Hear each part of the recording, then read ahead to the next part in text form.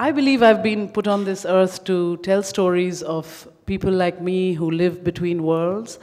The modern Pakistan is nothing like what you read about in the papers, which is full of corruption and beheading and terrorism and so on. The culture is absolutely absent in the eyes of the world. And this was what the first inspiration was.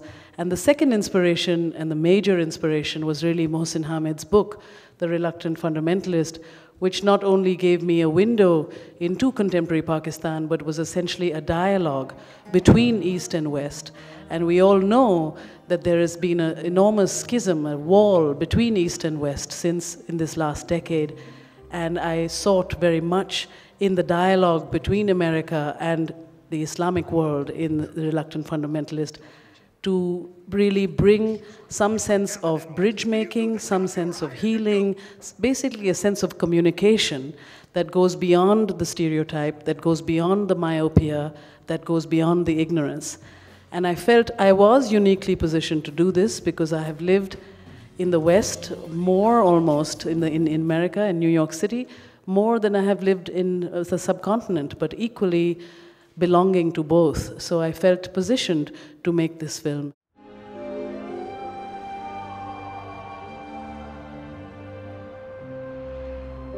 The character of Changiz, he grows up between classes and between cultures, and as a British Pakistani,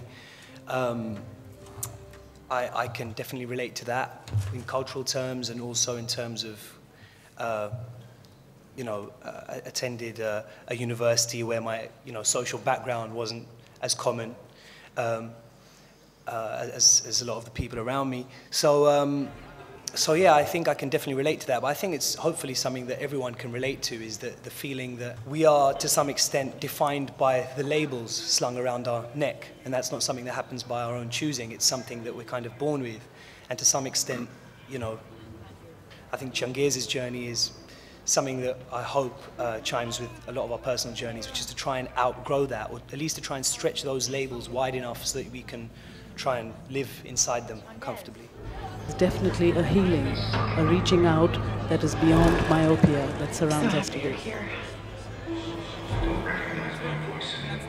Erica comes from a completely different world than Changiz. I mean, Erica comes from a privileged background. She's had everything at her fingertips. She's rebelled against it. She becomes this artist. She exploits her life. She exploits what she is. She exploits the love, because that's how she expresses herself. And then she suffers this enormous tragedy, and her life's thrown upside down, and she sort of carries this veil of sadness, and she feels very alone. And then by connecting with this young man, I think the relationships in this film is that everybody, the intimacy of it allows you to see really your own truth. And as we follow Changiz through this film, we really are. It's his discovery of his own truth and who he really is to himself and to his world and how he sees the world. And everybody and all the surrounding characters has the same realization, it's their own personal journey. One of the things that Mira was also interested in developing in Bobby was one of these guys who's become he's a member of an expat community, and he really wants to fit in Pakistan, that he really wants to belong. He's